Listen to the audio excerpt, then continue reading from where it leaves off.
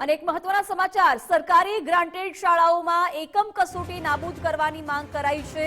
ધોરણ 1 થી 12 સુધી દર સપ્તાહમાં એક વખત એકમ કસોટી લેવામાં આવે છે। આવતીકાલે જીસીઈઆરટીના પૂર્વ પ્રમુખ ઉપવાસ કરી અને આ મામલે વિરોધ નોંધાવશે અને આંદોલનને વિવિધ શિક્ષક મંડળનો પણ ટેકો મળશે। અનેક વખત સરકારમાં આ મામલે રજૂઆત કરવામાં આવી છે, પરંતુ હજુ સુધી આ મામલે કોઈ નિર્ણય નથી લેવાયો। વિરોધમાં અમદાવાદ એએમસી બોર્ડ શિક્ષક સંઘે પણ ટેકો આપ્યો છે।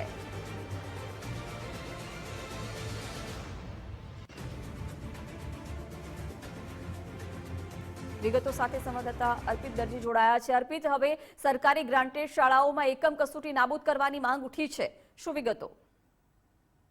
કેટલાક વર્ષોથી શિક્ષણ વિભાગ દ્વારા નિર્ણય લેવામાં આવ્યો હતો કે જે વિદ્યાર્થીઓ અભ્યાસ કરે છે એનું સતત મૂલ્યાંકન થવું જોઈએ। એ હેતુસર સપ્તાહમાં એકવાર એટલે કે શનિવારે એકમ કસોટીનું આયોજન કરવામાં આવતું હોય છે।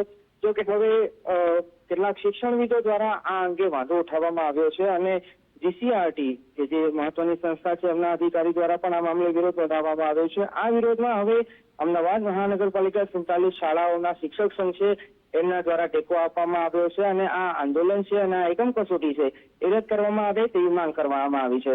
તર્ક એ રજૂ કરવામાં આવ્યો છે, એક તરફ જ્યાં નવી શિક્ષણ નીતિમાં જે પરીક્ષાઓ હોય છે અને ભણતરનો ભાર દૂર કરવાની વાત કરવામાં આવી છે, એવામાં સપ્તાહમાં એકવાર કસોટી લેવાની, આ સાથે સાથે અલગ અલગ પ્રકારના જે કામગીરી સોંપવામાં આવતી હોય છે એનું પણ ભારણ રહેતું હોય છે અને એવામાં એકમ કસોટી છે એ મુશ્કેલી ઊભી કરનારી હોવાની વાત પણ અલગ અલગ શિક્ષણવિદો અને અલગ અલગ સંગઠનો દ્વારા કરવામાં આવતી હતી।